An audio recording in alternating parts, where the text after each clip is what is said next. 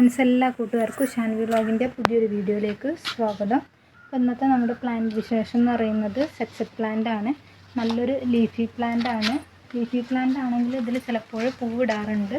പൂക്കളെക്കാട്ടിയും കൂടുതൽ പ്രാധാന്യത്തിൽ നമ്മൾ ഇലകളുടെ ഭംഗി കൊണ്ട് വളർത്തിയെടുക്കുന്ന ഒരു ചെടിയാണ് ഈ സക്സസ് പ്ലാന്റ് എന്ന് പറയുന്നത്. നമുക്ക് ഇൻഡോറായിട്ടും ഔട്ട്ഡോറൊക്കെ ആയിട്ടും ഒരുപോലെ സെറ്റ് ചെയ്യാൻ പറ്റുന്ന നല്ലൊരു പ്ലാന്റ് ആണ്. അതുപോലെ തന്നെ ഇതിൻ്റെ ഏറ്റവും വലിയൊരു കാര്യം എന്ന് പറഞ്ഞിട്ടുണ്ടെങ്കിൽ ഇതിൻ്റെ ലീഫ് ഏകദേശം ഒരു 3-4 വർഷം ഒരേപോലെ തന്നെ നല്ല ഭംഗിയിൽ നിൽക്കുന്നുള്ളതാണ്.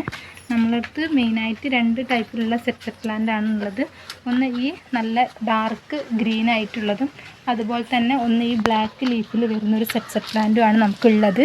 പിന്നെ സക്സസ് പ്ലാന്റിൻ്റെ മറ്റൊരു വെറൈറ്റിയാണ് ഇത്, കുള്ളൻ വെറൈറ്റിയാണ്. ഇലകൾക്കാണെങ്കിലും കുറച്ചൊരു ഷേപ്പ് വ്യത്യാസമുണ്ട്. ഒരു കേവ് ആയിട്ടാണ് ഇതിൻ്റെ അറ്റത്തേക്ക് വരുമ്പോൾ. അതുപോലെ തന്നെ ഇതൊരു ഡോർഫായിട്ട് അധികം നീളം വെക്കാതെ ഉള്ളൊരു ചെടി കൂടിയാണ്. ഇതിൻ്റെ ഒരൊറ്റ പീസാണ് നമുക്ക് ഉള്ളത്.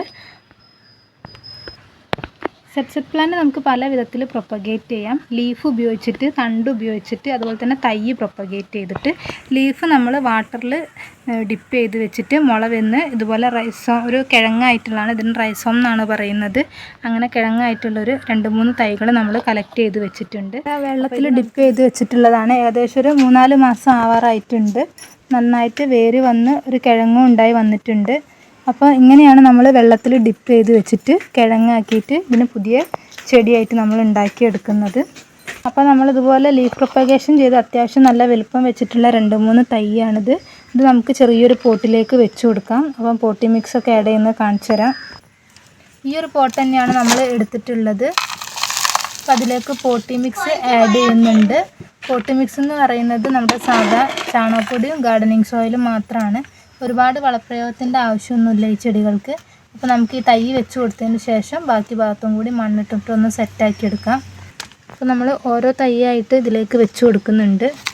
വെച്ച് കൊടുത്ത് നമ്മൾ ഒന്ന് സെറ്റ് ചെയ്തതിന് ശേഷം ബാക്കി ഭാഗത്തും കൂടി നമുക്ക് മണ്ണിട്ടിട്ടൊന്ന് റെഡിയാക്കി കൊടുക്കാം. ചെടി വളരുന്നതിനനുസരിച്ച് നമ്മളെ പോട്ട് വലുതാക്കി കൊടുക്കാൻ മറക്കരുത്. കാരണം ചെറിയ പോട്ടിൽ തിങ്ങി കഴിഞ്ഞാൽ നമ്മളെ ചെടി പെട്ടെന്ന് തന്നെ ചീഞ്ഞു പോകുന്നതാണ്. അപ്പോൾ നമുക്ക് ഭാഗത്ത് മണ്ണിട്ട് കൊടുക്കാം.